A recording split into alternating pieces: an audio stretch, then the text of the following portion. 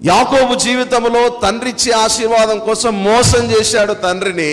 కానీ ఆస్తి రాలేదు, ఐశ్వర్యం రాలే, ఏమి రాలే. కానీ అతనికి ఒక పేరు వచ్చింది, మోసగాడు అనే పేరు వచ్చింది.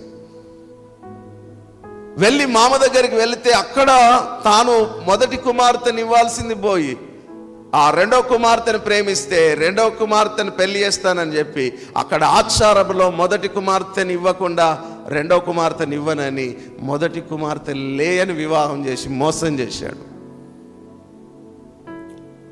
వాగ్దానాన్ని పట్టుకున్న వ్యక్తి కాకుండా పైగా జీవించిన వ్యక్తి 20 సంవత్సరాలు, దాదాపుగా మరి 7 సంవత్సరాలు భార్య కోసం కొలువు చేశాడు. మరి 7 సంవత్సరాలు, అట్లా 21 సంవత్సరాలు యాకోబు జీవితంలో భక్తి చేస్తున్న, దేవుని తోడున్న పై జీవితమే జీవించాడు.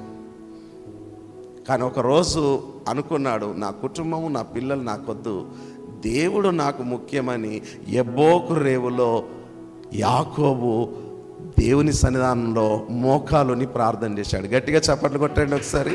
ఆమేన్, హల్లెలూయా.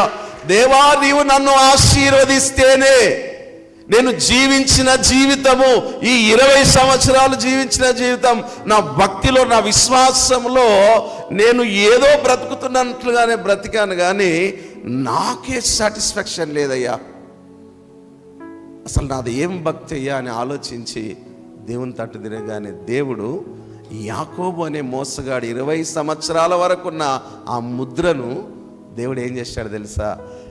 ఇశ్రాయేలు అనే నామకరణంతో ఆశీర్వదించాడు. చప్పట్లు కొట్టండి, హల్లెలూయా. నేను ఎందుకు ఈ మాట చెప్తున్నానంటే, ఈ అంత్య దినాల్లో నువ్వు ఫిలిప్పు లాంటి అనుభవంలో ఉండాలి, కానీ సిమోను లాంటి అనుభవంలో మనం ఉండద్దు.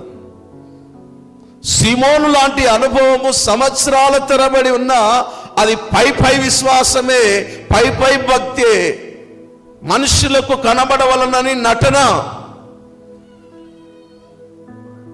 పీటరయ్య గారి పెద్ద కుమారుడిని నేను కుటుంబ ప్రార్థనలో భక్తి చేసినప్పుడే కనబడేది, మందిరంలో మాత్రం సరిగా కనబడకపోయేవాని నటన. ఎవరైనా వస్తే ప్రైజ్లాడని వినయంగా చెప్పేది, వాళ్ళు పాస్టర్ వాళ్ళు ఎవరైనా నా 1 గంట 2 గంటలు ఉంటే వీళ్ళు ఎప్పుడు పోతారా అని చూసేది. నటన నటన నటన నటించాను బాగా నా జీవితంలో. కానీ క్రీస్తు నా హృదయంలోకి వచ్చినాక సీమోను అనుభవం కాదు, ఫిలిప్పు అనుభవంలోకి వచ్చాం. ఆమేన్, హల్లెలూయా.